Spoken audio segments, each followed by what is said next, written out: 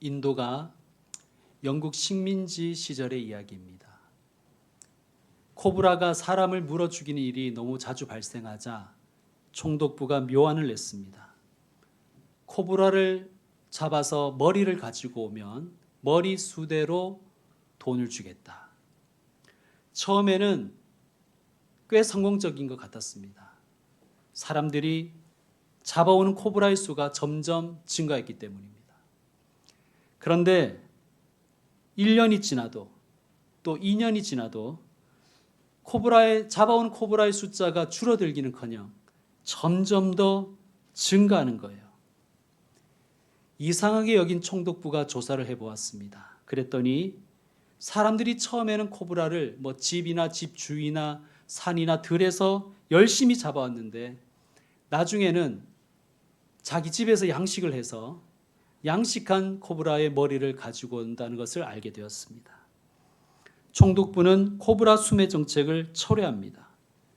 그러자 사람들은 집에서 키우던 그 뱀들을 죄다 다 내다 버렸고 코브라는 그전보다 문제가 더 심각하게 되었다고 하는 이야기가 있습니다. 어떤 문제를 해결하기 위해서 내놓은 대책이 해결은 고사하고 오히려 문제를 더 악화시키는 현상을 코브라 이펙트, 코브라 효과라고 부릅니다. 우리 인생에는 도처에 문제가 있지요. 이슈가 있습니다. 이 땅에 문제 없는 인생이 있겠습니까? 문제 없는 가정이 있겠습니까? 문제 없는 교회가 어디 있겠습니까? 심지어는 예수님이 함께 하시는 공동체에도 문제가 생겼음을 오늘 본문을 통해서 발견할 수가 있는 것입니다. 문제 없는 삶은 없습니다. 중요한 것, 관건은 문제를 해결하는 능력이 되겠죠. 문제가 있어도 해결할 능력만 있다면 그것은 문제가 아닐 것입니다. 자, 예수님과 함께하는 이 공동체에 생긴 문제의 본질은 무엇일까요? 먹을 것이 없다는 것입니까? 그것이 문제의 본질이라면 제자들이 제시한 해결책도 나쁘지는 않습니다. 자, 제자들이 뭐라고 해결책을 제시했습니까? 여러분 12절 말씀 읽어주십시오. 시작.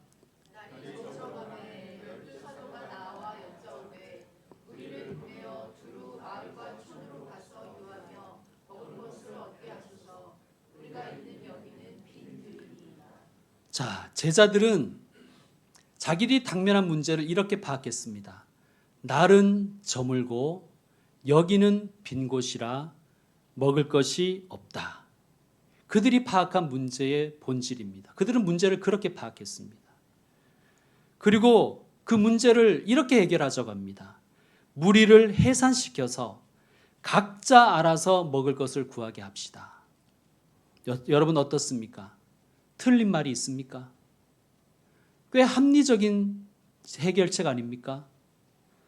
그런데 예수님은 이상한 말씀을 하세요. 13절을 보시면 너희가 먹을 것을 주라. 자, 예수님 왜 이런 말씀하신가요? 왜 이런 말씀을 하셨을까요? 자, 우리 다시 한번 생각해 보십시다. 문제의 본질은 도대체 무엇인가? 자, 11절을 보십시오. 무리가 알고 따라왔거늘.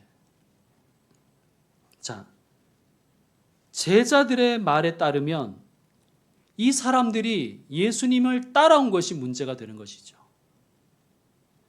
아니, 우리가 오라고 한 것도 아니고 저들이 좋아서 온 것이니 이제 그만 보내서 알아서 사 먹게 합시다. 제자들의 이 현실 인식이 맞다면 예수님은 무리에게 이렇게 말씀하셨을 것입니다. 그러게 니들은 왜 따라왔냐? 나는 제자들과 좀 오붓한 시간 보내려고 내가 벳세다까지 왔는데 너희는 왜 초청도 안 했는데 나를 따라왔냐? 너희들 참 눈치도 없구나. 예수님 그렇게 말씀하셨겠지요. 그러나 예수님 그렇게 말씀하시지 않았습니다. 대신 11절 중간을 보시면 예수께서 그들을 영접하사 그렇게 따라온 사람들을 예수님은 환영하시고 따뜻하게 맞아주셨다는 거예요. 그리고 나서 뭐라고 하십니까? 하나님 나라의 일을 이야기하시며 병 고칠 자들은 고치시더라. 그들을 환영하고 그들을 따뜻하게 맞아주신 후에는 하나님 나라에 대해서 이야기해 주셨다는 거예요. 그리고 아픈 자들의 몸과 마음을 치유해 주셨습니다. 자, 아마 예수님께 따라온 이 사람들은 예수님의 태도와 예수님의 말씀과 예수님의 눈빛과 예수님의 행하심을 통해서 큰 은혜와 위로를 받았을 것입니다. 아, 예수님이 말씀하시는 하나님의 나라가 이런 것이구나. 그들은 가슴 따뜻하게 하나님의 나라를 경험하고 있었을 것입니다. 그런데 제자들이 말하는 거예요. 선생님, 이제 좀 보냅시다. 알아서 살게 합시다. 여러분, 각자 도생이 하나님의 나라일까요? 자, 제자들은 도대체 그동안 뭘 보고 무엇을 배운 것일까요? 여러분, 우리들은 어떻습니까? 그렇게 많은 설교를 하고 수없이 설교를 듣고 또 성경을 읽고 성경을 가르치고 입만 열면 믿음, 소망, 천국, 섬김을 말합니다. 좋을 때는 사랑하라, 사랑하자, 사랑합니다 하면서 위기가 찾아오면 보냅시다. 각자 도생하게 합시다. 여러분, 혹시 이것이 우리의 모습 아닙니까? 제자들만의 모습입니까? 우리의 모습은 아닙니까? 여러분, 우리가 이것이 우리의 모습이라면 우리는 도대체 수십 년의 신앙생활하면서 도대체 무엇을 보고 무엇을 배워온 것입니까? 자, 문제에 부딪히자 제자들은 말씀을 붙든 것이 아니라 배운 말씀을 적용한 것이 아니라 현실만 이야기하는 거예요. 현실만. 날은 저물었고 여기는 빈들입니다. 우리에게는 먹을 것이 없습니다. 시간이 안 되고 공간도 안 되고 이건 이래서 안 되고 저건 저래서 안 되고 그건 예산이 없어서 안 됩니다. 그러니 그만 보냅시다.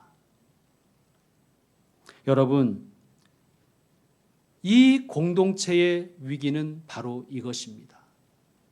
먹을 것이 없다는 것은 정말의 진짜 위기가 아니라 문제가 찾아왔을 때 그 문제 앞에서 그동안 배운 말씀대로 살지 않는 거예요. 배운 말씀을 적용해 보지 않는 거예요. 아니, 말씀은 말씀이고 삶은 삶이지 현실은 현실이지 않습니까, 목사님?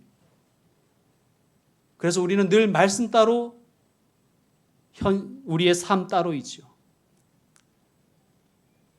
여러분, 제자라고 하면서 신앙인이라고 하면서 현실 문제에 부딪힐 때 문제를 보는 관점과 문제에 접근하는 방식이 세상 사람과 아무런 차이가 없다는 것, 이것이 정말 신앙의 위기요, 신앙 공동체의 위기요, 교회의 위기가 아니겠습니까? 여러분, 예수님은 하나님을 아버지라고 부르셨고 우리에게도 하나님을 아버지라 부르라 하셨고 우리가 하나님의 가족이라고 말씀하셨습니다. 그렇습니다, 여러분. 우리는 하나님의 가족입니다. 하나님 아버지를 모시는 하늘나라의 가정이지요. 그런데 여러분, 우리가 일반 가정도 한번 생각해 보십시다. 일반 가정에 어떤 문제가 생겼을 때, 여러분, 가정에 문제가 있을 수 있잖아요. 그럴 때 가장이 나서서 혹은 가족이 나서서 각자 알아서 삽시다. 얘들아, 이제부터는 너희가 알아서 살아. 그런다면 그게 가정입니까? 만약에 교회 공동체가 하늘 가족이라고 이야기하면서 위기 앞에서 그냥 각자 살게 합시다라고 한다면 그것이 교회일까요? 그것이 하늘 가족일까요? 여러분, 세상 사람들이 교회에 실망하는 이유는 목사의 설교가 어눌해서가 아니에요. 목사의 삶이 목사의 말과 달라서 실망하는 것이고 교인들의 말과 삶이 다르기 때문에 실망하는 것 아닙니까? 말은 거룩, 사랑, 섬김, 나눔 그런 말인데 삶은 그 누구보다도 이기적이고 계산적이고 현실적으로만 행동하니까 실망하는 거예요. 저들과 우리가 다를 게 뭐냐. 자주 드리는 얘기지만 교회 다니는 사람이 술을 안 먹어서 세상 사람들이, 세상 친구들이 싫어하는 게 아니에요. 맨날 사랑, 섬김 그런 말 하면서 자기는 술 안 먹었다고 술값을 안 내려고 하기 때문에 싫어하는 거예요. 안주 먹었으면 안주값이라도 내야죠. 믿음의 사람들이 너무 이기적인 거예요. 너무 개인적인 거예요. 그래서 세상 사람은 우리에게 실망하는 것입니다. 교회에게도 마찬가지인 거예요. 자, 예수님을 따라온 무리가 이제 겨우 예수님으로부터 하나님의 나라를 배우고, 아, 하나님의 나라는 이런 것이구나라고 이제 좀 알아가기 시작했는데, 아, 이 세상이 전부가 아니구나.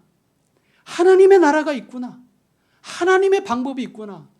대안이 있구나. 이제 좀 알아가고 시작했는데 예수님의 최측근이라는 자들이 예수님의 가르침과 예수님의 행하심을 무색하게 만들어버리는 말을 해버립니다. 예수님이 말씀하시죠. 너희가 먹을 것을 주라. 제자들은 여전히 예수님의 뜻을 알지 못하고 예수님을 오히려 답답해합니다. 자, 13절 중간을 보십시오.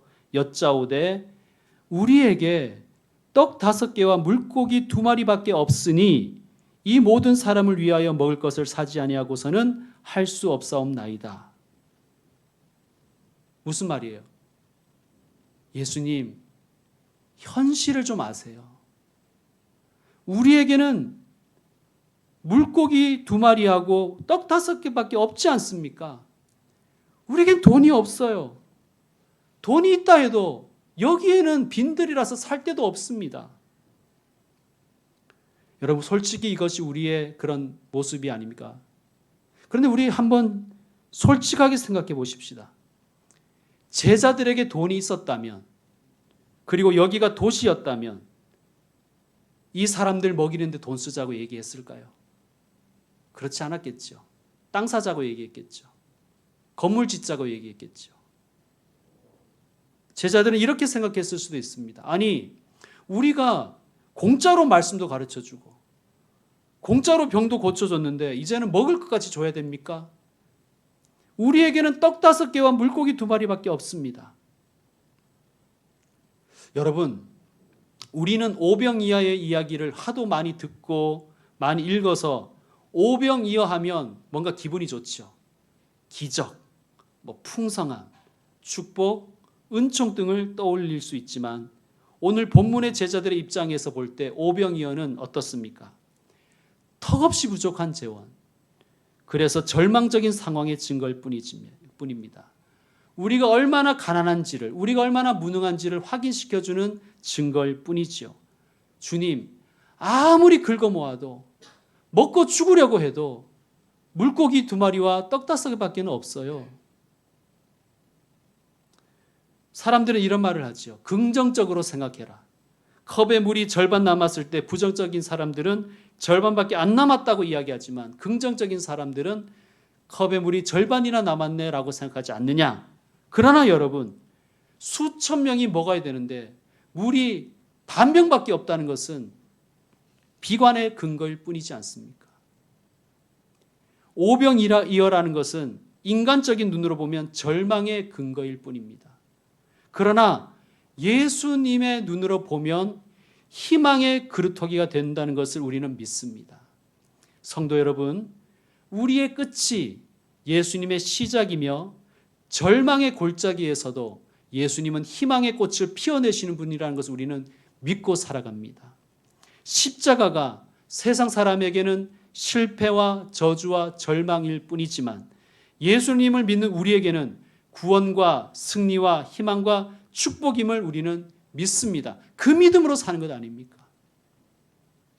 자, 관건은 문제 해결 능력이라고 했습니다.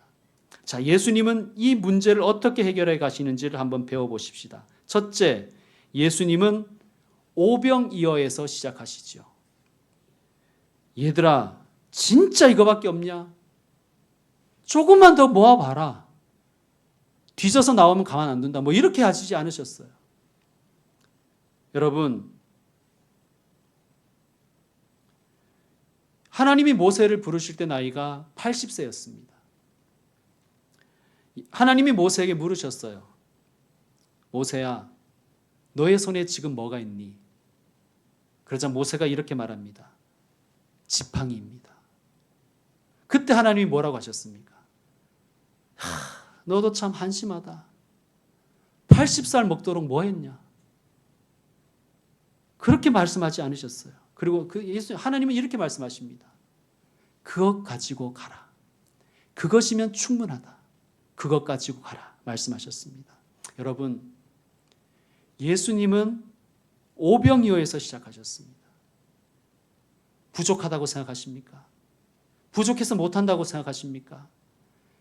오병이어에서 시작하신 예수님을 묵상해 보시길 바랍니다. 두 번째, 예수님은 어떻게 하셨는가? 공동체를 회복시키셨습니다. 자, 여러분 14절 말씀 읽어주십시오. 14절 시작.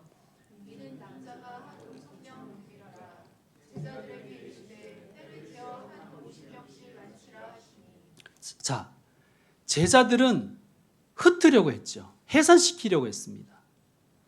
아마도 이런 제자들의 말을 들은 사람들 중에 눈치 빠른 사람들은, 상황 파악이 빠른 사람들은 야, 여긴 대책이 없나 보다 라고 생각하며 일어서 가려고 했겠죠.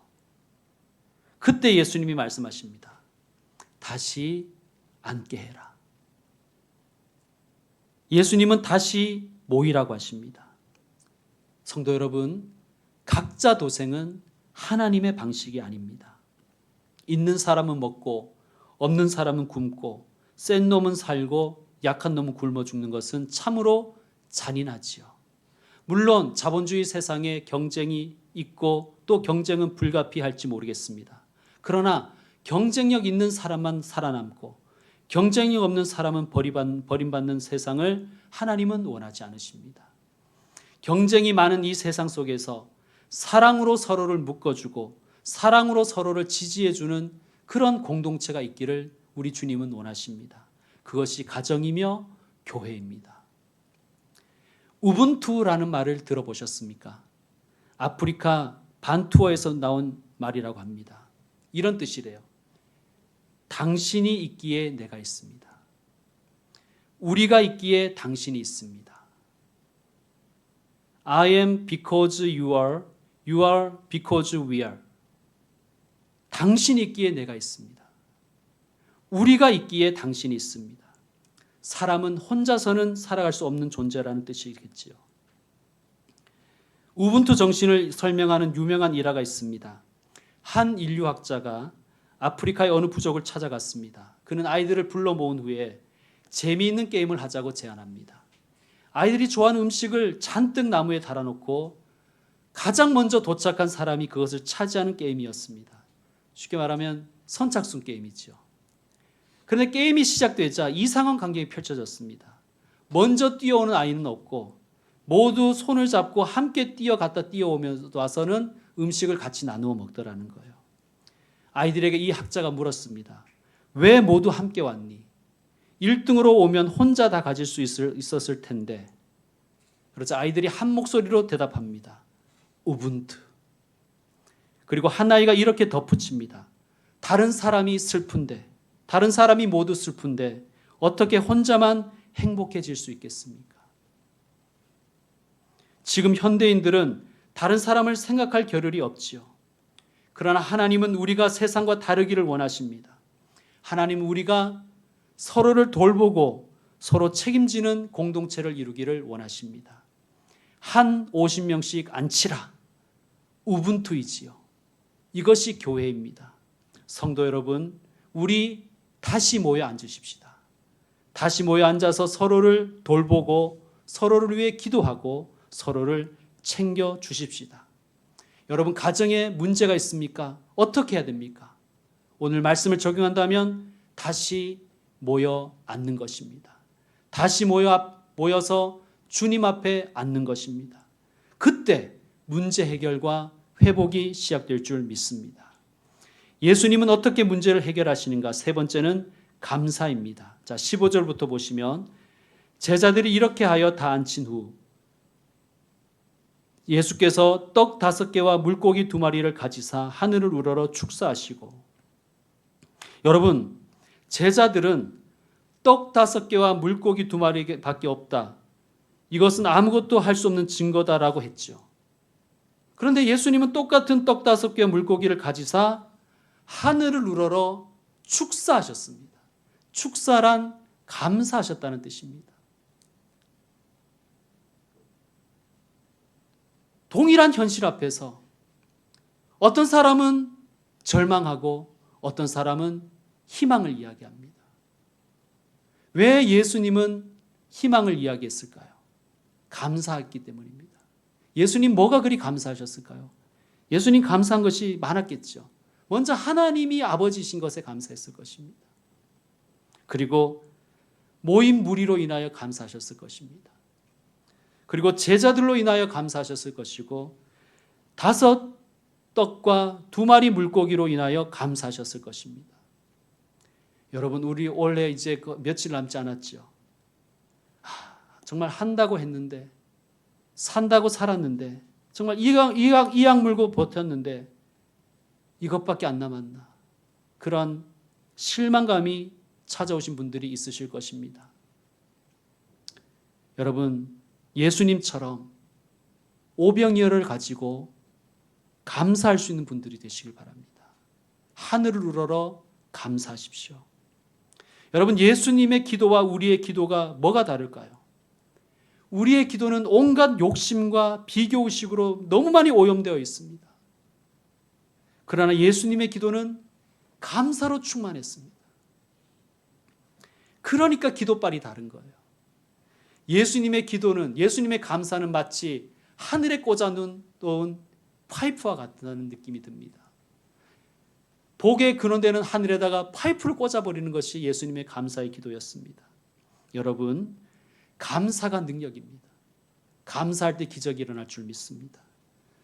여러분, 믿음이 아직 우리는 없으니까 감사의 빨대를 한번 하늘에 꽂아보시죠. 그러면 점점 커져서 그것이 파이프처럼 커질 줄 믿습니다. 자, 정리합시다. 예수님은 어떻게 문제를 해결하셨습니까? 3가지입니다.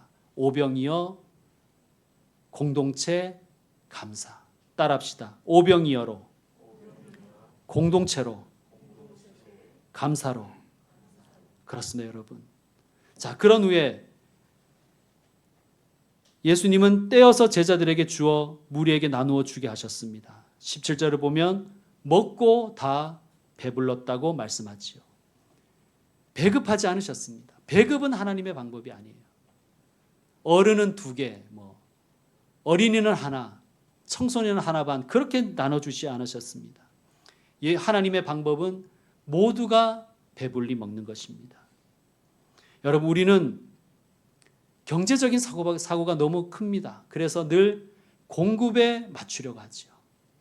예산에 맞추려고 합니다. 그러나 예수님은 공급이 아니라 사람들의 필요에 맞추시는 분이시고 거기를 필요에 따라 채우시는 분이십니다. 이것이 우리가 지향할 하나님의 나라인 줄로 믿습니다. 그러나 예수님은 낭비하지 않으셨지요. 자, 17절 보시면 그 남은 조각을 12바구니에 거두니라. 왜 거두라고, 왜 모으라고 하셨을까요? 환경보호 하시려고 그러셨을까요? 그럴 수도 있겠지만 저는 이런 뜻이 있다고 생각합니다. 누군가는 여전히 혹은 또 배고플 수 있으니까. 이제 말씀을 마무리합니다. 2024년 마지막 주일이고 이제 2024년도 얼마 남지 않았습니다. 1년 동안 정말 열심히 했는데 오병이어밖에 남은 것이 없구나, 그렇게 실망하시는 분들이 있습니까? 예수님처럼 오병이어에서 다시 시작해 보시길 바랍니다. 다시 모여 앉으십시오. 우분투 정신을 생각해 보십시오. 그리고 무엇보다도 감사를 회복하십시오. 올 한 해 마무리 잘하시고 새해에도 하나님 나라 백성답게 살아가는 저와 여러분 되기를 축원드립니다. 기도하겠습니다.